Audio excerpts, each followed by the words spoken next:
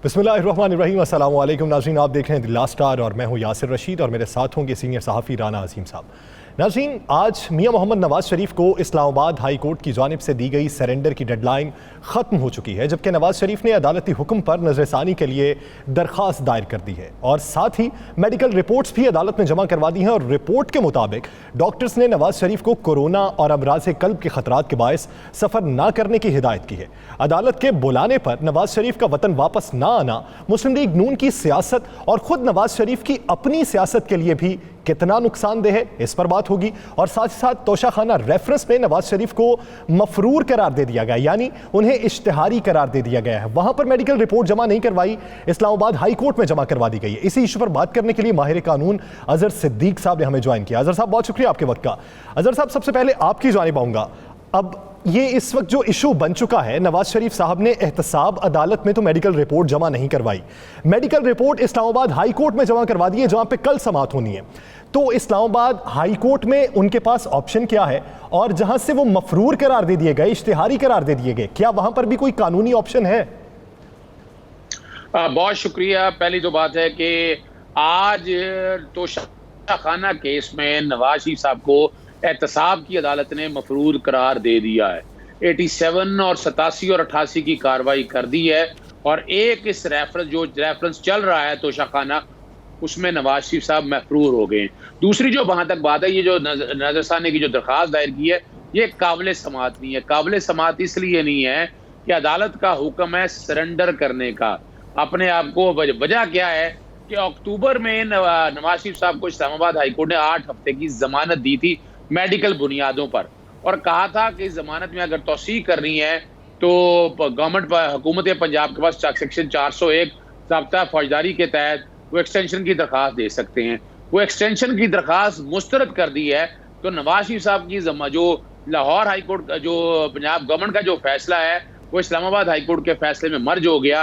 क्यों? Islamabad high court ने जिस केस में कल अपील वो सुनने जा रही है अदालत, उसमें ये जमानत मुस्तरद हो चुकी है और वो मुजरिम को अदालत के कटहरे में, यानी अगर वो अदालत के कटहरे में होते, वहाँ यानी तहवील में होते और जेल में मौजूद होते, तो वहाँ कोई बीमारी की मसला होता तो वहाँ इस्तिस्ना दिया जा सकता था। अब वजह ये क्या है कि अभी अदालत ने जो एडवांटेज दिया था, और ये छुपना, ये मिसाल के तौर पर आज जो कहा कि लाहौर हाई कोर्ट ने तो ECL से नाम निकालने, उन्होंने मेडिकल का इलाज कराने की जमानत नहीं दी है, और ना इस्लामाबाद लाहौर हाई कोर्ट को इख्तियार है कि इस्लामाबाद हाई कोर्ट के फैसले को कलअदम करार दे दे। तो ये जो अजहर सदीक साहब, आप लाहौर हाई कोर्ट की बात कर रहे हैं, ये तो बता दें अजहर सदीक साहब कि आपने देखा कि जब लाहौर हाई कोर्ट से इन्हें रिलीफ मिला था, उसके बाद इस्लामाबाद हाई कोर्ट, तो एक वहाँ पे एफिडेविट लिखा गया था जिसपे मियाँ शहबाज शरीफ के साइन हुए थे। वो क्या था एफिडेविट? क्या मियाँ शहबाज शरीफ उसमें जमानती थे? देखिए, आपने बड़ी जबरदस्त राणा साहब बात की है। मैं बात सिर्फ पहले वो खत्म कर दूं कि उस कॉन्टेक्स्ट में अगर देखा जाए तो वो सिर्फ बैरून मुल्क जाने की इजाजत थी, इलाज कराने के हवाले से नहीं थी। और वो इजाजत जो वो वफाकी हुकूमत ने 4 हफ्ते की दी थी, उसी की 4 हफ्ते की इजाजत को बरकरार रखा। और जो अगली बात राणा साहब ने की है, उसके साथ कंडीशनैलिटी आ गई कि वहां श्योरिटी थी को 7 अरब रुपए की, वो श्योरिटी की जगह 50 अरब रुपए 50 के स्टाम्प पेपर की अंडरटेकिंग ली गई। और शहबाज शरीफ साहब ने जाती तौर पर कहा कि मैं उनको लाकर पेश करूंगा। तो वो जमानती ये हुए, और इनके जिम्मे जो पेश करना है, जो इनके जिम्मे है कि वो जिस तरह मर्जी, और नहीं पेश करते तो शहबाज शरीफ साहब के खिलाफ कानूनी कार्रवाई शुरू हो जाती है। वो एक अलग इशू है, ये तो करनी होगी लाहौर हाई कोर्ट ने। अजहर सदीक साहब वो कहते हैं, मुस्लिम लीग नून ये कहती है, अजहर सदीक साहब मुस्लिम लीग नून ये कहती है कि शहबाज शरीफ ने ये लिख के दिया था कि मैं उनको लेकर आऊंगा, टाइम पीरियड को नहीं लिख के दिया। तो उन्होंने कहा जब वो तंदुरुस्त होंगे, जब डॉक्टर इजाजत देंगे। क्या ऐसा ही है? अच्छा, ये तो लाहौर हाई कोर्ट का ये फैसला तो नहीं है। लाहौर हाई कोर्ट का तो ये फैसला 4 हफ्ते का वो लिख देते, वो भी तादाद में मर्ग लेते, लिखे दे रहे थे कि जब तक अल्लाह ताला उनको जिंदगी और सेहत दे, जब तक उनकी जिंदगी है तब तक वो 4 हफ्ते की इजाजत थी। तो ये बैठ के कहना कि जब मर्जी ले आना, इसका मतलब है अदालतों को डॉच कर रहे हैं, कंटेम्प्ट कमिट कर रहे हैं। ये तौहीन अदालत है। जो कोई मुस्लिम नून के ये कह रहे हैं, बिल्कुल कानून की मंशा ये नहीं है। और एक बात याद रखिएगा, UN कन्वेंशन और करप्शन है, हुकूमत वक्त का भी बड़ा कसूर है, नैब का भी कसूर मौजूद है यहाँ पर। अब यहाँ जैसे ही वो इश्तिहारी करार देती है इस्लामाबाद हाई कोर्ट, तो उसके बाद इंटरपोल का पुलिस हरकत में आ जाएगी और ये इनका केस इसहाक डार, हुसैन और हसन से मुख्तलिफ होगा। अजहर सदीक साहब, कल जब समाअत होगी सुप्रीम हाई कोर्ट में, इस्लामाबाद हाई कोर्ट में जब समाअत होती है और ये जिन्होंने डॉक्यूमेंट्स पेश कर दिए हैं, अदालत का 10 तारीख तक सरेंडर करने का हुक्म था, अब वो सरेंडर नहीं कर रहे, पहले डॉक्यूमेंट्स भी दिए, अब भी डॉक्यूमेंट्स दे दिए हैं, आप क्या फ़ैसला मुतवक्के रखते हैं? क्या वो ये समझते हैं कि अदालत से मज़ीद टाइम लेने के लिए ये सब कुछ है, या वो अदालत के फ़ैसले को चैलेंज करने के लिए सुप्रीम कोर्ट जाने के लिए ये सब कुछ कर रहे हैं? देखें, अब सुप्रीम कोर्ट जाने का फैसला तो वो वक्त गुजर गया है, क्योंकि हाई कोर्ट का फैसला 8 हफ्ते का था, फिर 27 फरवरी को हुकूमत पंजाब ने मुस्तरद कर दी और वो चैलेंज नहीं किया। तो लिमिटेशन का लॉ को आप सामने रख के देखें, ये नजरसानी की जो भी दरखास्त है, ये इनके लिए कोई अनोखा कानून बन नहीं सकता। मेडिकल बुनियादों पर अभी तक मिसाल के तौर पर जो रिपोर्ट लगाई है डॉक्टर लॉरेंस की रिपोर्ट है, डॉक्टर लॉरेंस हैं क्या, कंसल्टेंट है, एक फैसिलिटेटर है जो मुख्तलिफ अस्पतालों में इलाज कराने के लिए फैसिलिटेशन देती है, उनका कोई अपना अस्पताल है, वो तो बेवकूफ बना रहे ना मेडिकल बोर्ड। जैसे पाकिस्तान के अंदर मेडिकल बोर्ड बनता है, इस तरह वहां से कोई मेडिकल बोर्ड बनता, रॉयल कॉलेज ऑफ सर्जन दे ले, वहां पर बाकायदा इमरजेंसी में ऑपरेशन हो रहे हैं, हर काम हो रहा है और ऐसी कोई चीज रिकॉर्ड के मौजूद नहीं। और दूसरी बात याद रखिएगा राणा साहब, यहाँ पर कल मैं जो मुतवक्को देख रहा हूँ कि कल इश्तिहारी देने की कार्रवाई शुरू हो जाएगी और बाकायदा वफाकी हुकूमत को हुक्म दिया जाएगा कि नवाज शरीफ साहब को वहां से गिरफ्तार कर पेश किया जाए। और ये कानून की मंशा भी ये है। और यहाँ पर अजहर साहब, मैं आपकी जानिब वापस आता हूँ, मैं आपकी जानिब वापस आता हूँ। राना साहब, सियासी नुकसान क्या होगा? बहुत से सियासी तज्जियाकार ये राय रखते हैं कि मियां नवाज शरीफ वापस नहीं आएंगे और इन मामलात से उन्हें कोई फर्क नहीं पड़ता, माजी भी उनका ऐसा ही था, वो मामलात सेटल कर लेते हैं, इसमें वो माहिर है। बात यह है कि माजी, बिल्कुल इसमें आपने खुद ही कह दिया, इसमें माहिर है, लेकिन माजी माजी था, हर चीज़ माजी की तरह नहीं होती। ये कभी नहीं होता कि कल ये हुआ था आज भी शायद यही हो जाए, ऐसा कभी नहीं होता। देखिए, मियां नवाज शरीफ का अगर वापस नहीं आते तो उनकी पार्टी तकसीम होना शुरू हो जाएगी और उनकी पार्टी की तकसीम आपको आइंदा 1 से 2 हफ्ते में नज़र आ जाएगी। ये FATF के हवाले से जो मुश्तरका पार्लियामेंट का मुश्तरका इजलास होने जा रहा है, ज़रा आप देखिएगा कि उनकी पार्टी की तकसीम वहाँ पर एक वाज़ेह होगी, उनको आपको नज़र आ जाएगा कि उनके कितने अपने साथी जो हैं, कितने उनकी पार्टी के परिंदे उड़ के कहीं और चले जाते हैं। देखिए, मियां नवाज शरीफ पाकिस्तान, ये सारा जो आप देख रहे थे ना, मरियम का जुलूस, मरियम का आना, मरियम का वहाँ पर बड़ा तकरीर करना, मरियम का भरपूर तरीके से आना, ये सिर्फ अपनी पार्टी को ये तासर देना था कि मियां नवाज शरीफ आ रहे हैं, हम मौजूद हैं। देखें, पार्टी मियां नवाज शरीफ के नाम की वजह से है। मियां नवाज शरीफ नहीं आते तो मुस्लिम लीग नून का फिर माजी भी इस बात का गवाह है कि उनकी पार्टी हमेशा 3 से 4 हिस्सों में तकसीम होती है। और आने वाले दिनों में जब ये बात कन्फर्म हो जाएगी कि मियां नवाज शरीफ वाकई नहीं आ रहे, और ये बात कोई अपोजिशन नहीं कह रही, ये बात कोई हुकूमत नहीं कह रही, बल्कि उनकी फैमिली के लोग कह रहे हैं और अदालत में ये कागजात जमा करवा चुके हैं, तो उसके बाद मुस्लिम लीग नून को बहुत बड़ा नुकसान होगा। देखें, बल्दियाती इलेक्शन आते हैं, क़यादत ना हो तो बल्दियाती इलेक्शन नहीं जीते जाते, ज़िमनी इलेक्शन होते हैं, आइंदा आने वाली दिनों में तहरीक चलनी होती है, तो ये कुछ नहीं चलता, तो फिर उसमें टाइम किसको मिलेगा? टाइम तो हुकूमत को मिलेगा। और जब हाकिम वक्त को वक्त मिलता है तो फिर वो अपनी गलतियाँ कोताहियों को सीधा भी कर लेते हैं। और अपोजिशन जो है वैसे ही पाकिस्तान के अंदर तो है ही नहीं इस मौजूदा हालात में। क्या यासर साहब, आपको अपोजिशन नज़र आती है? क्या कोई एक बंदा आपको नज़र आ रहा है जो अपोजिशन कर रहा हो? तो फिर यही होगा, इनको बहुत बड़ा नुकसान होगा। और आज का दिन और कल का दिन, इसके बाद आप मुस्लिम लीग की तोड़फोड़, मुस्लिम लीग नून के अंदर जो टूट फूट होगी उसको देखिएगा, मुस्लिम लीग को तोड़ने वाले किस तरह मुतहरक होंगे वो ज़रूर देखिएगा। सही। अजहर सिद्दीक साहब, ये क्या वजह है कि एक जानिब आज इश्तिहारी करार दिया जाना था, वहाँ पे मेडिकल रिपोर्ट आपने नहीं भेजी, यानी आपके मुताबिक वो किसी भी कंसल्टेंट की हो या मेडिकल बोर्ड की हो, जिसकी भी हो, यानी आपने एक शवाहिद जमा करवाए हैं। एक जानिब जहाँ पे आप इश्तिहारी करार दिए जाने वाले हैं वहाँ पे आप नहीं दे रहे, जहाँ पे कल समाअत होनी है वहाँ पे दे रहे हैं, तो ये किस मसलहत के तहत एक जगह दी गई दूसरी जगह नहीं दी गई? देखिए, बुनियादी तौर पर ये तो गिमिक्स हैं, पॉलिटिकल गिमिक्स हैं, ये बेवकूफ़ बनाने की बात है, निज़ाम को बेवकूफ़ बनाने की बात है। यानी इसी फैसला जो पहले इनको इश्तिहारी करार देने की कार्रवाई रोकने के हवाले से इस्लामाबाद हाई कोर्ट में चैलेंज किया था, वही सवाल ये पैदा हुआ था। आपको याद होगा, इस्लामाबाद हाई कोर्ट ने उस वक्त यही सवाल किया था कि भाई आप कहाँ हैं, आपको तो बाकायदा जमानत दी थी 8 हफ्तों की, आप तो फरार हो गए हैं और आप तो भी जमानत पर भी नहीं है। ये वही मामला है जो ये भी लगा हुआ है साथ इस्लामाबाद हाई कोर्ट के अंदर, और ये आने वाले दिनों में इनके लिए इतने हालात आसान नहीं है। मैं एक बात और करता जाऊँ, राना साहब की बात को साथ में ऐड करते चला जाऊँ, ये जो बात कह रहे हैं शीन लीग शहबाज शरीफ साहब, असल में पॉलिटिक्स में शहबाज शरीफ साहब आगे आना चाहते हैं। शहबाज शरीफ साहब को आगे आने से रोकने के लिए मरियम नवाज साहबा बाहर निकली थी। शाहिद खाकान अब्बासी उन्होंने मुतबादल के तौर पर दिया। और आपको याद है APC की कमेटी के अंदर जो रहबर कमेटी बनाने के हवाले से भी मौलाना फजलुर रहमान ने शाहिद खाकान अब्बासी को आगे किया था।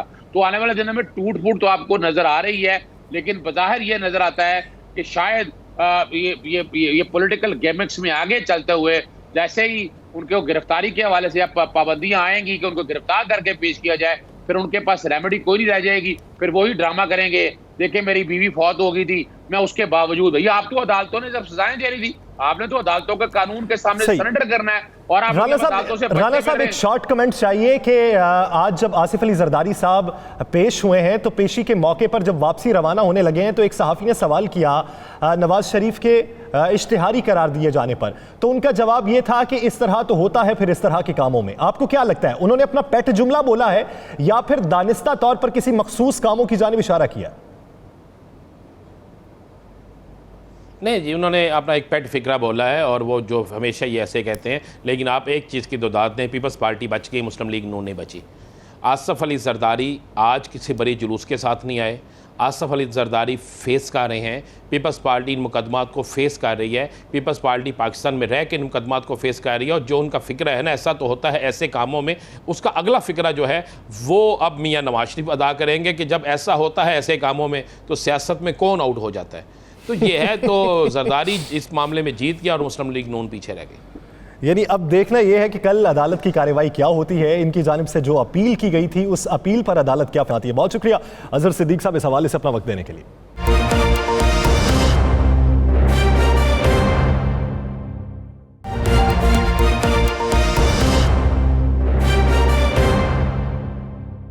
Welcome back. नाज़रीन, ऑपोजिशन कुछ कंफ्यूजन का शिकार है। अब जब ऑपोजिशन की तरफ से APC की तारीख भी दे दी गई है, फिर भी एक तासुर ये दिया जा रहा है कि नून लीग और पीपल्स पार्टी हुकूमत मुखालिफ तहरीक नहीं चलाना चाहती। क्या एक बार फिर मौलाना तन्हा खड़े होंगे? इस सब के अलावा 20 सितंबर को होने वाली ऑपोजिशन की APC में क्या फैसले मुतवक्के हैं? ऑपोजिशन किस तरह हुकूमत को टफ टाइम देगी? क्योंकि हुकूमती वज़रा तो बार बार ये बयान दे रहे हैं कि हुकूमत को ऑपोजिशन से कोई खतरा नहीं है। इसी पर बात करने के लिए पाकिस्तान मुस्लिम लीग नून की रहनुमा आयशा गौस पाशा साहिबा ने हमें ज्वाइन किया। आयशा साहिबा, बहुत शुक्रिया आपके वक्त का। आयशा साहिबा, अहम बात ये नहीं है कि 20 सितंबर तारीख दे दी गई, APC हो रही है। अहम बात यह है कि उस APC में कौन कौन शरीक हो रहा है, एजेंडा क्या होगा? देखिए, ये तो रहबर कमेटी के लोग बैठ के तय करेंगे। तो रहबर कमेटी बनाई गई है, ये तो क्लियर है, ये सब हम जानते हैं कि ये पाकिस्तान के इंटरेस्ट में इस वक्त ये है कि ये गवर्नमेंट जो है ये अब जितना नुकसान हमें पहुंचा रही है, ये हम सब की जिम्मेदारी बन रही है कि हम इसको ये एहसास दिलाएं कि ये पाकिस्तान इसको नहीं बर्दाश्त कर सकता। तो इनका रहना हुकूमत में पाकिस्तान के इंटरेस्ट में नहीं है, पाकिस्तान के फायदे में नहीं है। अब ये हिकमत अमली APC में तय होगी कि हमारा रद्द अमल क्या होना चाहिए, अपोजिशन किस तरह खड़ी हो। जो गलतियां हो रही हैं वो कोई एक फ्रंट पे नहीं हो रही। गलतियां तो आप इकोनॉमी का हाल उठा के देखें, हम बड़े बड़े ट्वीट्स देखते हैं, बड़ी बड़ी बातें सुन रहे हैं कि लोग रिकवरी हो गई, एक महीने में रिकवरी होती है, जुलाई में, अगस्त के महीने में फिर नीचे। तो इनको ये अंदाजा तक नहीं है कि क्या सिचुएशन है, ये क्या हुकूमत चलाएंगे। दूसरी तरफ आप देख लीजिए इंटरनेशनल फॉरेन पॉलिसी के फ्रंट पे कैसे कैसे ब्लंडर्स हो रहे, इंटरनल सिक्योरिटी गवर्नेंस के मामले में आप देख रहे, टैक्स रेवेन्यूज को क्या हो रहा है, कराची का क्या हाल है। अब एक पैकेज आया है, उस तक को ठीक से इम्प्लीमेंट नहीं हो रहे हैं, उसको पता नहीं किस चीजों में डाल दिया है। तो पॉइंट ये है कि एक आध चीज का फुकदान नहीं है, ये तो लगता है हर चीज ही गड़बड़ में हमारी पड़ी हुई है। तो इसके पास हमारे पास गुंजाइश नहीं है। हम तो आयशा गौस साहब, आप जब कह रही हैं कि इस वक्त हालात ऐसे हैं, जब आप कह रही हैं कि हालात बड़े ख़राब हैं, मुल्क की इकॉनमी ठीक नहीं है, मुल्क की कोई चीज़ ठीक नहीं है, तो क्या इन हालात में मियाँ मोहम्मद नवाज शरीफ को पाकिस्तान नहीं होना चाहिए लीड करने के लिए? देखिए, पॉइंट ये है कि मुस्लिम लीग नून इस वक्त मौजूद है, असेंबली में भी है, और असेंबली के अंदर हमारी सारी पूरी फोर्स में हम हैं, हमारी लीडरशिप भी है। रही बात जो मियां नवाज शरीफ साहब की, आपको पता है कि वो मेडिकल रीजंस की वजह से लंदन में बैठे हुए हैं और उनको डॉक्टर्स ने मना किया है इन हालात में जो उनकी सेहत है कि वो ट्रैवल करें। कोरोना का अंदेशा है, ये तो हम सब जानते हैं। वो कोई मामूली तौर पर कोई ऐसा नज़ला बुखार की बीमारी लेके नहीं बैठे। नहीं, ट्रैवल सिर्फ पाकिस्तान करने के लिए मना किया या वैसे ही मना कर दिया सारा कुछ? देखिए पॉइंट ये है कि उन्होंने आज इस्लामाबाद नहीं, ट्रैवलिंग पाकिस्तान के लिए मना है या वैसे ही ट्रैवलिंग मना है उनकी? देखिए उनके लिए इस वक्त मुनासिब नहीं है, और ये बात हम कोर्ट में भी उनकी मेडिकल रिपोर्ट जमा करा दी है कि ये उनकी सेहत के लिए ठीक नहीं है। आयशा साहिबा, जो कानूनी माहिर हैं उनका ये कहना है कि जो रिपोर्ट जमा करवाई गई उसकी तो कोई हैसियत ही नहीं। एक आम कंसल्टेंट की आपने रिपोर्ट जमा करवा दी, किसी ऑथेंटिक मेडिकल बोर्ड की रिपोर्ट नहीं है, तो उसकी हैसियत क्या होगी? देखिए पॉइंट ये कि सिर्फ एक ही डॉक्टर की तो रिपोर्ट नहीं है ना, रिपोर्ट्स तो हमने बाकी भी जमा कराई हुई हैं और मुस्तकिल जमा कराते ही आए हैं। और जो यहाँ से वो मेडिकल बोर्ड ही था जिसकी रिपोर्ट पे ये बाहर गए थे। तो पॉइंट ये है कि कोई ये नहीं है कि कोई घर की गली का डॉक्टर है जिसने लिख के ये लिख दिया है कि जिसकी ऑथेंटिसिटी नहीं है। ये तो गवर्नमेंट जो है वो तो अपनी मेडिकल बोर्ड की रिपोर्ट एक्सेप्ट नहीं करती है, तो इनकी बात तो आप छोड़ दें। पॉइंट इफेक्टिवली ये है कि ऑपोजिशन यहाँ है, PMLN एक है। PMLN को अंदाजा है कि जो हमें मैंडेट मिला है उसमें हम लोगों को जवाब दे हैं। अगर हम इस वक्त नहीं लोगों के लिए खड़े होते, उनकी आवाज में आवाज नहीं मिलाते, तो हम जवाब दे होंगे। तो हम यहाँ पे पूरे स्ट्रेंथ के साथ, क्लैरिटी के साथ, दिमाग साफ। आयशा साहिबा, ये जरा मुझे बता दीजिएगा, ये भी बता दीजिएगा ताकि लोग जानना चाहते हैं वाकई मुस्लिम लीग नून को आवाम ने वोट दिए हैं। मुस्लिम लीग नून जो है ये अब पिछले दिनों में 2 बड़े जुलूस निकले, एक नैब के दफ्तर के बाहर गया, दूसरा जुलूस मरियम की जो इस्लामाबाद हाई कोर्ट में पेशी थी उसके लिए निकला। और बहुत बड़े जुलूस थे, कोई शक नहीं कि लोग वालहाना मोहब्बत में अपनी क़यादत के आए। क्या इसके अलावा जो अवाम के मसाइल हैं, महंगाई, बेरोज़गारी, इकॉनमी का मसला, इसके लिए मुस्लिम लीग नून ने अभी तक जुलूस क्यों नहीं निकाला? देखिए गुजारिश ये है कि APC में तय होके करेंगे। अभी तक इन चीजों के खिलाफ हम असेंबली में बोल रहे हैं, मुस्तकिल बोल रहे हैं, हम प्रेस कॉन्फ्रेंसेस कर रहे हैं, मुस्तकिल कर रहे हैं। हम गवर्नमेंट से कह रहे हैं आप बैठे, हम साथ मिलके मसले लोगों के हल करेंगे, इसलिए कि हम पाकिस्तान के अवाम को जवाब दें। आप के साथ आप ज्यादा हैं, हम आपको फिर भी मदद करने को तैयार हैं। ये ऑपोजिशन जो है वो कौन सा फोरम है जो हमने छोड़ दिया इस वक्त? हम मीडिया में आके अवेयरनेस बढ़ाते, हम इनके पास जाते हैं, हम इनसे कहते हैं हम पाकिस्तान के इंटरेस्ट में आपसे लेजिस्लेट कर रहे हैं, आपके साथ कानून साजी कर रहे हैं, आप हमारे साथ बैठे। ये तो गवर्नमेंट की देखिए ना, एग्जीक्यूटिव तो मुस्लिम लीग नून इस वक्त नहीं है, होना चाहिए था अगर इलेक्शन ठीक होते, मगर अब रियलिटी FATF के लिए मुश्तरका पार्लियामेंट का इजलास होने जा रहा है, उसमें मुस्लिम लीग नून मुखालफत करेगी, हिमायत करेगी? देखिए इस वक्त ये भी कौमी मसला है ना FATF। देखिए FATF के मैं बिल्कुल वाकिफ हूँ। FATF में हुआ ये है कि FATF के नाम पे जो कानून साजी हो रही है वो पाकिस्तान के सिक्योरिटी इंटरेस्ट में होना चाहिए। FATF के नाम पे ऐसे लॉ लेकर आए जो वाकई ह्यूमन राइट्स को और पाकिस्तान के लिए अच्छे हों। यहाँ हो क्या रहा है, FATF का नाम लिया जा रहा है और वो चीजें की जा रही हैं जो शायद FATF में है ही नहीं, बल्कि शायद क्या यकीनन उनसे से बहुत सी चीजें की जरूरत ही नहीं है FATF में। तो हम वो कानून साजी हमने पिछले जो बिल पास कराए, तो आप इसकी मुखालफत करेंगे इस पार्लियामेंट में? वो हमारी तजावीज के बेसिस पे बिल बदले गए हैं और वो पास हुए हैं, ऑपोजिशन ने किया है। 80% तो काम उस पे उन बिलों में जो FATF के थे वो ऑपोजिशन ने करके दिया है। ये जो बिल लेकर आए थे उनको तो उनकी तरह सर का ना पैर था।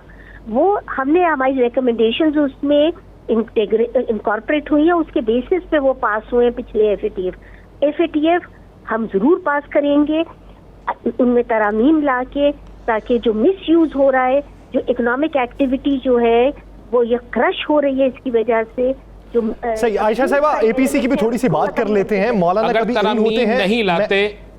मैं राना साहब एक सवाल के बाद आता हूँ आपकी यासर, अगर इनसे पूछ लें अगर तरमीम नहीं होती तो फिर जी आयशा साहिबा, अगर तरमीम नहीं होती तो फिर आप इसको बिल को मंजूर नहीं करेंगे?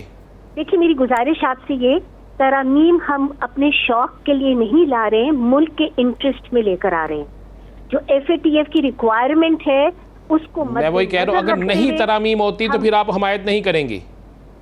देखिए अब आप अगर बेसरो पैर की बिल्कुल जो लॉ लेकर आएंगे जो पाकिस्तान को क्रश करेगा, उसकी इकोनॉमिक एक्टिविटी खत्म कर देगा, जो पाकिस्तान के लोग हैं वो वहाँ ना इन्वेस्टमेंट होगी ना इकोनॉमिक एक्टिविटी होगी, लोग घबरा के अपने पैसे बाहर ले जाएंगे।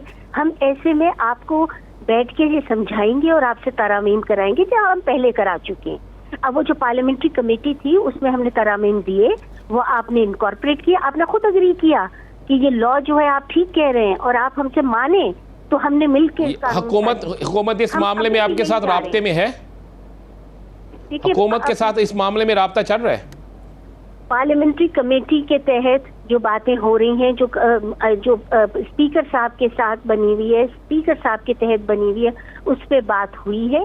आपने अप्रोच भी किया है ऑपोजिशन को अभी गवर्नमेंट ने, और वो हमसे ये कह रही है। हमारा पॉइंट ये है, जरूर सराखों में पाकिस्तान का इंटरेस्ट, हम नहीं चाहते ग्रे लिस्ट पे पहुंचे। पाकिस्तान हमारा भी उतना ही है जितना गवर्नमेंट का है, बल्कि हमारा ज्यादा ही है।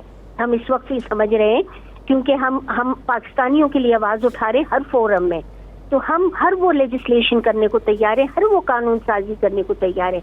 आप हमारे साथ बैठे और उसको सही कानून साजी करें। ये आज के लिए कानून नहीं है, हम कानून साजी कर रहे हैं आइंदा के लिए भी, फ्यूचर के लिए भी। तो आप वो कानून लाएं जो पाकिस्तान में इकोनॉमिक एक्टिविटी प्रमोट करे, जो ह्यूमन राइट्स का पासबान हो, जो इस्लामी उसूलों के तहत हो, जिससे पाकिस्तान में प्रॉस्पेरिटी आए और फरोग हो। सही।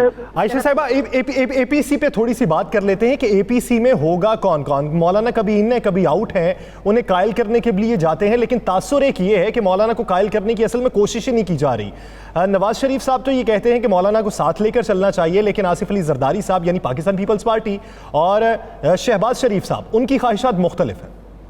देखिए, पॉइंट है कि अभी तो आपको जो पिछले दिनों मुलाकातें हुई, मियां शहबाज शरीफ साहब जो हैं वो कराची भी तशरीफ ले गए, जरदारी साहब से जो पाकिस्तान पीपीपी के चेयर से भी बात करी, फिर मौलाना साहब के यहाँ भी तशरीफ ले गए, उनसे भी बातचीत हुई। हम चाहते हैं कि ऑपोजिशन जो हो यूनाइटेड हो, इसलिए कि हम सारी ऑपोजिशन यूनाइटेड हो के आगे बात लेके चलेगी तो बेहतर होगा। अपने अब ये एपीसी में बातें सारी तय होंगी कि किसकी क्या स्टैंडिंग है, किसका क्या मौक़िफ़ है, और फिर बात आगे बढ़ेगी कि क्या चाहिए, किस तरह इस चीज को आगे बढ़ाना चाहिए। ये तो एपीसी में तय होगा। तो देखें अभी 20 तारीख तय हो। राना साहब, क्या आपको ये लगता है कि ऐसी सूरत हाल में है कि जिसमें राना साहब क्या आपको ये लगता है कि ऐसी सूरत हाल में कि जब वफाकी हुकूमत सिंध हुकूमत के साथ बैठ रही है कराची की सूरत हाल में बेहतरी के लिए, तो ऐसे में पीपल्स पार्टी भी स्टैंड कर पाएगी?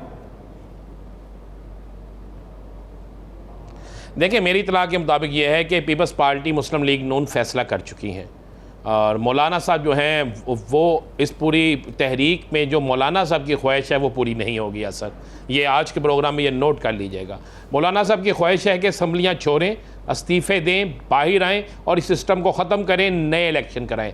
पीपल्स पार्टी इनकार कर चुकी है, मुस्लिम लीग इनकार कर चुकी है, कोई गैर आइनी कोई ऐसा इकदाम नहीं करेंगे जिससे जमहूरियत को ख़तरा हो, और जो ऐसा कोई काम नहीं होगा जिससे पार्लियामेंट को ख़तरा हो। ये दोनों जमातें ये बात डिसाइड कर चुकी हैं और ये अच्छी बात है। जबकि मौलाना किसी सूरत में भी हुकूमत के खिलाफ पार्लियामेंट के अंदर तहरीक चलाने के हक में नहीं है। वो चाहते हैं धरना हो, धरना सियासत हो, और बस सब रिज़ाइन दे बाहर आ जाए। तो इस सारी सूरत हाल के बाहर आपको नज़र आ जाएगा। अगर तो 20 से पहले पार्लियामेंट का इजलास हुआ या सर, तो आप देख लीजिएगा फिर 20 वाला इजलास बहुत छोटा हो जाएगा, और अगर 20 के बाद पार्लियामेंट का इजलास होता है तो 20 के इजलास में जो फड्डा पड़ेगा, एक और कमेटी पड़ेगी, एक और मीटिंग पे जाके काम जाएगा, और उसके बाद आहिस्ता आहिस्ता जो आपने बात की वही होगी। मौलाना नाराज़ होकर पीछे होते जाएंगे, मौलाना के साथ कुछ जमातें साइड पे हो जाएंगी। पीपल्स पार्टी और मुस्लिम लीग नून जो है वो अपनी पुरानी तरह पर की हुई कमिटमेंट के मुताबिक काम करेंगी।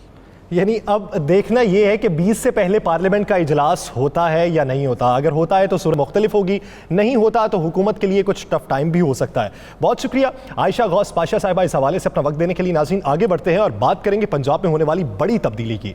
नए आईजी पंजाब इनाम गनी ने अपना चार्ज आज संभाल लिया। आज उन्हें पुलिस के दस्ते ने सलामी भी पेश की और उन्होंने प्रेस कॉन्फ्रेंस की, बड़ी दबंग तकरीर की है। इस तब्दीली से पुलिस के निज़ाम पे क्या फ़र्क पड़ेगा? और दूसरी जानिब हुकूमत पाकिस्तान यानी पाकिस्तान तहरीक इंसाफ के जो सियासी मुखालिफिन हैं वो इस तब्दीली को क्या रंग दे रहे हैं? इसी पर बात करने के लिए तर्जुमान पंजाब हुकूमत नदीम कुरैशी साहब ने हमें ज्वाइन किया। कुरैशी साहब, बहुत शुक्रिया आपके वक्त का। कुरैशी साहब, अब तनाज़ा क्या था, उस पर वज़ीर आज़म की नाराज़गी क्या थी, इसका तो आपको बखूबी इदराक है। तब्दीली वाक़ई हो चुकी है, इस तब्दीली के बाद पुलिस के निज़ाम पर क्या असर पड़ेगा और अफसरान के रवैये में क्या तब्दीली आएगी? बिस्मिल्लाहिर्रहमानिर्रहीम। देखिए, मैं समझता हूँ हुकूमतें अपनी स्ट्रेटजीज के मुताबिक अफसरान की तैनाती करती रहती हैं। ये ना कोई अनकॉन्स्टिट्यूशनल है ना इलीगल है। और आज भी पंजाब में जिस इदारे को सबसे ज्यादा रिफॉर्म की जरूरत है वो पंजाब पुलिस है। मैं हुकूमती तर्जुमान होने के बावजूद अपनी जमात के उस थिंक टैंक का हिस्सा हूँ जो समझता है कि पंजाब में पुलिस रिफॉर्म जल्द अज जल्द होनी चाहिए ताकि पंजाब की आवाम को माजी में जो कुछ होता रहा उससे निजात मिले और हमें एक महज़ब, खूबसूरत और मस्बत माशरे की तरह आगे बढ़े।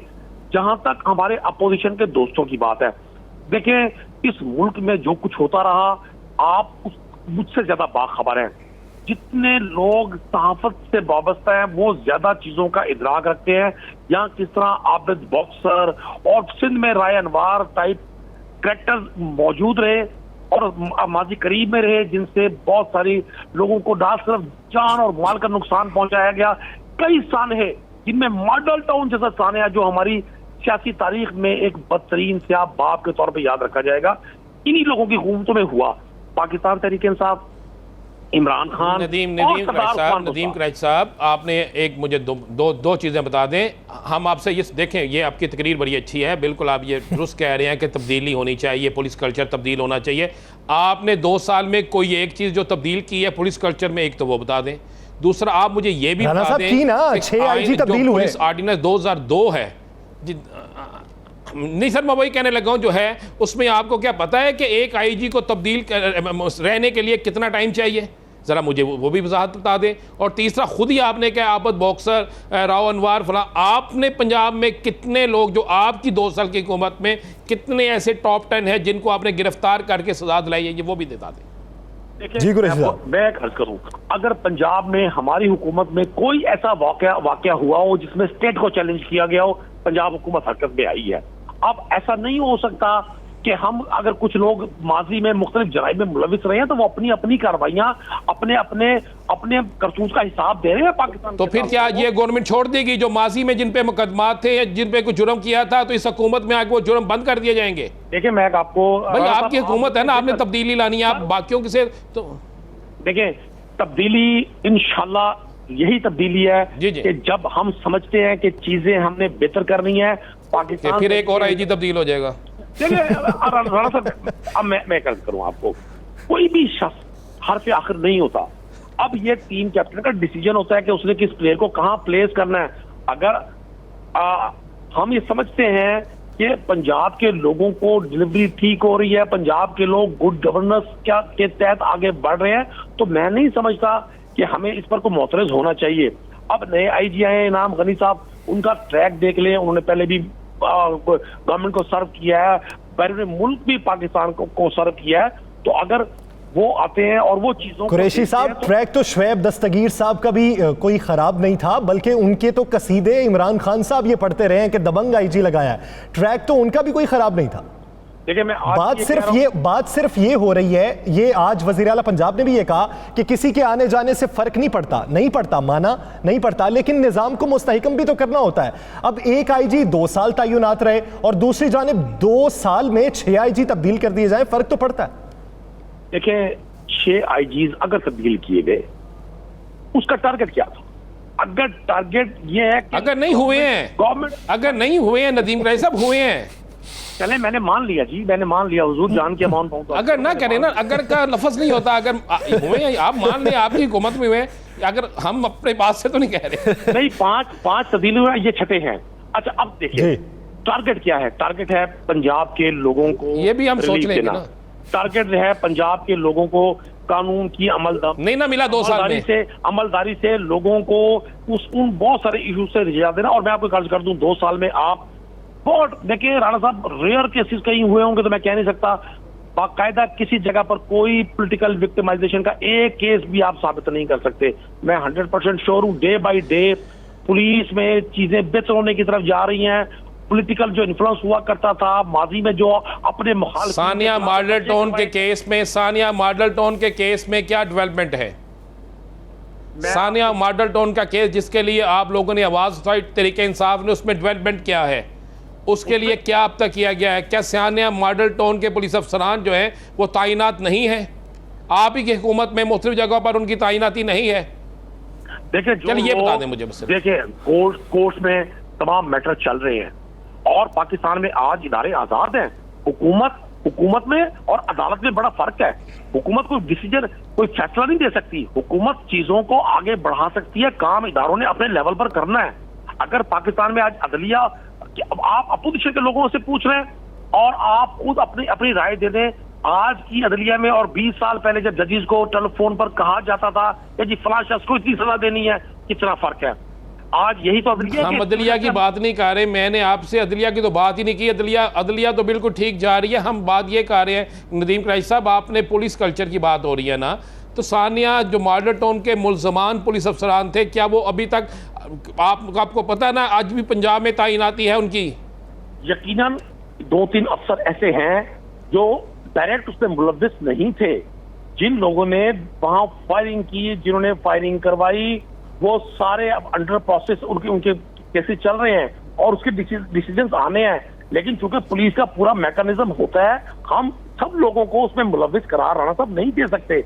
आप एक चीज से तो वाकिफ है कि इमरान खान के पास कोई कितना भी ताकतवर शख्स हो, कितना भी मजबूत शख्स हो, उसके लिए लाख कानूनियत की कोई गुंजाइश मौजूद नहीं है। कुरैशी साहब मेरा एक सवाल है, उस पे मैं राना साहब की पहले राय लेना चाहूंगा, फिर आपका मौक़िफ़ जानना चाहूंगा। आज राना सनाउल्लाह साहब ने अपनी जमानत करवाई है, तो उन्होंने मीडिया से गुफ्तगू करते हुए कहा कि नून लीग को दबाने के लिए कुछ मखसूस अफसरान को तयनात किया जा रहा है।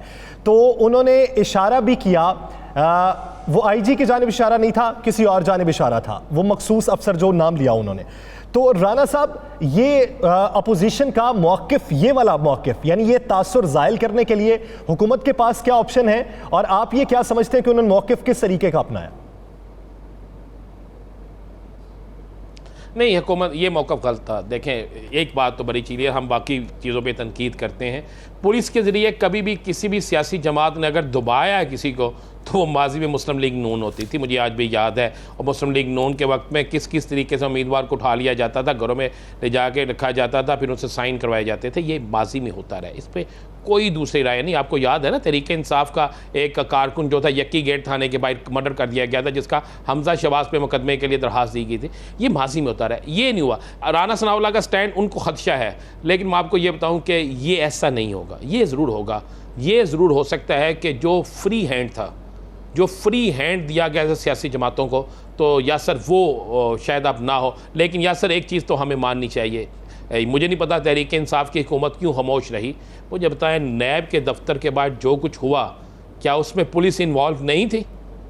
पुलिस के अहलकार ज़ख्मी हों और साबिक CCP और लाहौर जो है वो अपने पुलिस अहलकार, ज़ख्मी अहलकारों का अगर मुकदमा दर्ज ना कराएं, तो फिर ये बताएं पुलिस और सियासी जमातें आपस में उनका कोई ना कोई सिलसिला तो था ना।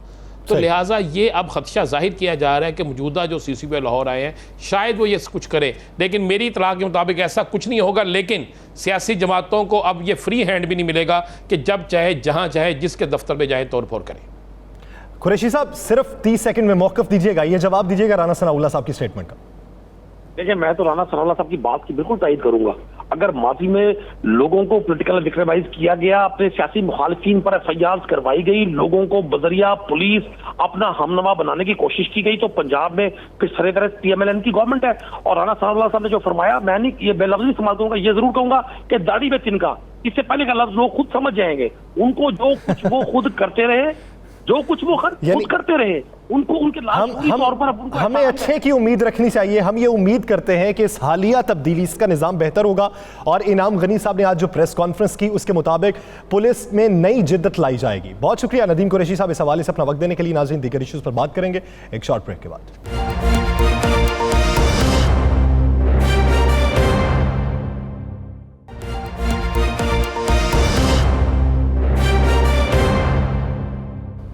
Welcome back. नाज़रीन, महकमा पुलिस का बड़ा स्कैंडल बेनकाब हुआ है। एंटी करप्शन ने एक मालदार अकाउंटेंट को गिरफ्तार किया जिसका ताल्लुक महकमा पुलिस से है। जब खोज लगाई गई तो वो मालदार अकाउंटेंट अरबोपति निकला। उसकी तनख्वाह क्या थी? 30,000 रुपया। पैसा कहां से कमाया? अब वो मालदार अकाउंटेंट जो है वो एक मारूफ स्टेज अदाकारा का खामिद भी है। अब वो पैसा किस तरह कमाता रहा? वो हज़ारपति से लाखपति फिर अरबपति कैसे बन गया? इस हकाइक से पर्दा उठाने के लिए एंटी करप्शन के तर्जुमान वकार अजीम जप्पा साहब ने हमें ज्वाइन किया। राना साहब भी हमारे साथ ही मौजूद है। राना साहब, सबसे पहले आपकी जानिब आऊँगा। पुलिस के निज़ाम में और महकमा पुलिस में काफ़ी तब्दीली वाक़ई हो चुकी है। पहले जो है हज़ारपति से लखपति हुआ करते थे रिश्वत लेने वाले, अब अरबोपति भी होने लगे हैं। तो ये इसका बैकग्राउंड क्या है, प्रोफाइल क्या है? अभी तक तहकीकात में इंकशाफात के सामने आए? देखें, तहकीकात में जो मेरे पास इतला है, बाकी तो जो है ये जब्बा साहब बताएंगे। मेरे पास इतला ये जी DP ऑफिस है ओकारा, यहाँ पर एक अकाउंटेंट था और ओकारा आपको पता है बड़ा जरहेज़ इलाका है। और ओकारा DP ऑफिस में एक अकाउंटेंट इफ्तिखार अहमद आसम जो कि बड़ी मारूफ स्टेज अदाकारा है और बड़े मारूफ स्टेज अदाकारा के कहा जाता है कि बड़ी दूर तक तल्लुकात है। माँ नूर, ये माँ नूर के खाविंद है जी, दूसरी शादी की है इन्होंने अकाउंटेंट ने। इस अकाउंटेंट ने कमाल क्या किया जी, इस अकाउंटेंट ने बड़ी बेहतरीन तरीके से पेट्रोल की मद में, आप अंदाज़ा लेंगे यासर, पेट्रोल की मद में 1 करोड़ 8 लाख रुपया, सिर्फ 1 करोड़ 8 लाख रुपया वो है जो पेट्रोल की मद में निकाल लिया। अब 50,000 नहीं, 2,000 नहीं, 3,000 नहीं, जब 1 करोड़ 8 लाख रुपया आप पेट्रोल की मद में निकाल लेते हैं और कागजात में मुकम्मल कर देते जी, उसकी तो लिमिट नहीं होती जी यासर जी, बिल्कुल लिमिट होती है। लेकिन उसकी फनकारी देखें ना, उसके साथ कौन कौन हो सकता है। फिर उसके बाद क्या किया, 73 लाख तनख्वाहों और दीगर अलाउंस की मद में। फिर उसने जो ठेकेदारी होती थी ना, मुख्तलिफ कामों के लिए ठेकेदार आते थे पुलिस के, उसमें अलहदा पैसे लेते थे और ठेकेदारों से पहले चेक लेता था, सिर्फ खाली चेक लेता था और उनसे तय करता था। और ये चंद हज़ार तनख्वाह लेने वाला, 30-32 हज़ार रुपये तनख्वाह लेने वाला अरबोपति बन चुका है। और उसके अलावा मज़े वाली बात है, ये स्टेज ड्रामे भी लगाता था, अपनी बीवी के साथ मिलकर स्टेज प्ले भी करता था और गैर मुल्की टूर भी करता था। अब जब पहली दफ़ा ऐसा हुआ कि जब ये पकड़ा भी, क्यों पहले ये पकड़ा नहीं जाना था, इसलिए कि पुलिस के डिपार्टमेंट में तो करप्शन बेन था है ना, उसको पकड़ना बड़ा मुश्किल। मगर गौहर नफीस जो है DG एंटी करप्शन है, वो खुद पुलिस से गए हैं, पुलिस के अफसर हैं। उन्होंने जब इसको पकड़ा तो पकड़ने के बाद इंकशाफात हुए तो पता चला कि जनाब ने तो बहती गंगा में इतने हाथ धो दिए जिसकी इंतहा कोई नहीं। और जनाब की जो बेगम है वो इनकी सिफारशी थी। मुलजम गिरफ्तार हो गया है। गिरफ्तार होने के बाद रिकवरीज भी शुरू हो गई हैं। कई कंपनीज में उसके शेयर्स भी निकल आए हैं, कई जगहों पर उसकी प्रॉपर्टीज़ भी निकल आई हैं, कई जगहों पर उसके पास ऐसी चीज़ें मौजूद हैं जो एक DIG रैंक के अफसर के पास नहीं होती। या सर आप ये अंदाज़ा लगा लें, एक अकाउंटेंट जो है वो आपने दुरुस्त का 1000 से लाख, अब लाख से करोड़ और करोड़ से अरबपति। ये एक बड़ा स्कैंडल है जो आज हम बेनकाब कर रहे हैं। कमा लिया, यानी लखपति निकल आता, करोड़पति निकलाता तो एक अलग बात थी, अरबोंपति। जप्पा साहब, ये शवाहिद क्या मिले थे जिस पर फिर खोज लगाना शुरू किया और जब गिरफ्तारी अमल में आई तो गिरफ्तारी के बाद हकाइक क्या फिर सामने आए? Thank you Yasir for having me on the show. ये एक यासिर बड़ी जबरदस्त ये ट्रायंगल है, ये ट्रेजेडी भी है और क्या कहें, ये बड़ी बदकिस्मती है जी इस मुल्क की कि ट्रायंगल ये कि आसिम, ये इफ्तिखार अहमद आसिम और ये महानूर खान और जमील खान ज़ादा, ये तीसरा करैक्टर है जिसके जरिए ये पैसा जो है वो ट्रांसफर किया गया सरकारी खजाने से और फिर उसको मुख्तलिफ टैकों की मद से उसको निकाला गया।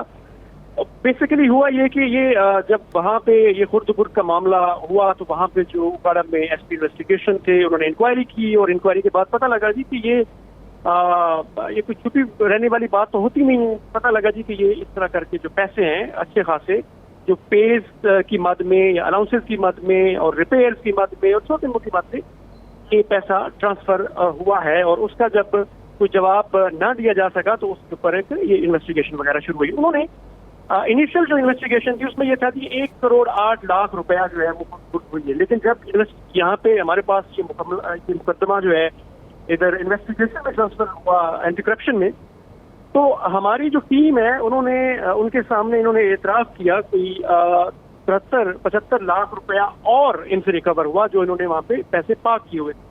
होता क्या था, ये आसिम इफ्तिखार साहब कार्रवाई इस तरह इन्होंने डाली, इन्होंने एक जाली घोस्ट बराए नाम एक कॉन्ट्रैक्टर जो है वो खानजादा कॉन्ट्रैक्टर के नाम से जमील खानजादा के साथ रब्ता किया। उन्होंने वहां पे ओकाड़ा में फैसल बैंक की ब्रांच में एक अकाउंट खुलवाया और उनसे इन्होंने हुक्म का ये किया कि भाई हम वहां पे पैसा ट्रांसफर करेंगे, उसके बदले में आपको 2% कमीशन मिलेगी जितना भी पैसा होगा। और उनसे एडवांस में सारे जब्बार साहब ये बताएं कि ये तो हो गया, आपने कर ली इन्वेस्टिगेशन, लेकिन मुझे बताएं हर चीज़ का एनओसी होता है। अकाउंटेंट ने पैसे इतने निकाल लिए, ऊपर एक टीम बैठी होती है जो एनओसी जारी करती है, जो देखती है बाकी काम हुआ या नहीं हुआ, ये पैसे किसी जगह लगे हैं या नहीं लगे। वो टीम भी क्या उसकी आंखों में भी पर्दा पड़ा था या वो भी हिस्सेदार थी? अच्छा, इसमें राणा साहब ये है कि इसमें जो ये तो मिली भगत होती है ना, और एक बंदा तो जब होता है कल्प्रिट, एक बंदा तो इतनी बड़ी कार्रवाई नहीं डालता, एक चेन ऑफ और हायरार्की ऑफ पीपल जो मिलके इसमें उनके कॉम्पिटिशन होते हैं, मिलके करते हैं। तो इसमें जो वहाँ पे जो अकाउंट्स ऑफिस वाले हैं, जाहिर है वो भी इसमें कहीं ना कहीं कहा जा सकता है कि उनकी भी कोताही हुई। लेकिन जो चेक करना चाहिए था, जिनके इन्होंने जो साइन इन्होंने फेक साइन किए या इन्होंने जिस तरह वो मामला वहाँ पे ट्रांसफर हुआ, उसमें वो ट्रांसपेरेंसी वहाँ पे नहीं हुई, जिसकी वजह से ये एक स्कैम पकड़ा गया।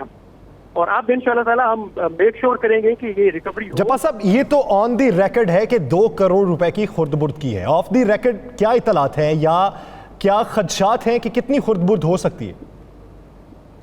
देखिए यासर, ये अभी तो इन्वेस्टिगेशन ज़ाहिर तफ्तीश पे ये बंदा हमारे पास है, अभी जो है वो तफ्तीश जारी है।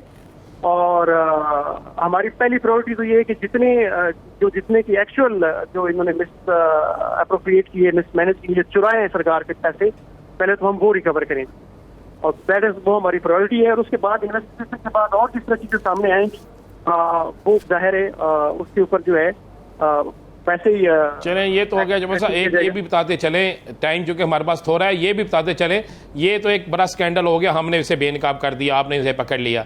आटा स्कैंडल पे आपकी इन्वेस्टिगेशन हो रही है, इस पे कोई खबर ब्रेक करें, आटा स्कैंडल में क्या किया?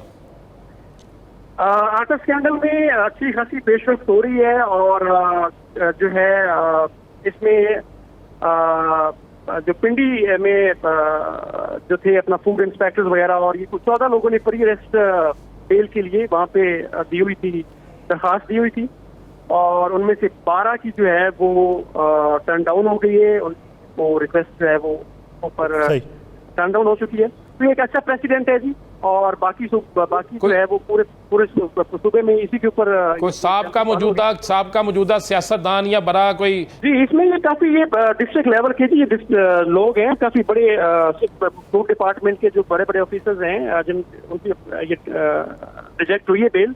तो इन्वेस्टिगेशन जारी है, इंशाल्लाह ताला इसमें हक़ाइक़ कौम के सामने लाए जाएंगे। इन्वेस्टिगेशन जारी है, हम उम्मीद करते हैं हौसला अफजा नताइज निकलें, जो मुल्क को कौम के खजाने को नुकसान पहुंचाया गया उसकी भरपाई हो सके, मुजरिमान को करार वाकई सजा मिल सके। बहुत शुक्रिया वकार अजीम जब्बार साहब इस हवाले से अपना वक्त देने के लिए। नाज़रीन, आगे बढ़ेंगे और बात करेंगे खैबर पख्तूनख्वा के हवाले से। एक रिपोर्ट मुरतब की गई है जिसमें यह इंकशाफ हुआ है कि 2019 में 41 बच्चों की सरकारी अस्पतालों में रोजाना की बुनियाद पर अमवात होती रही। 2018 में जो रिकॉर्ड था वो 32 बच्चों का था, जबकि 2019 में वो 41 हो गई।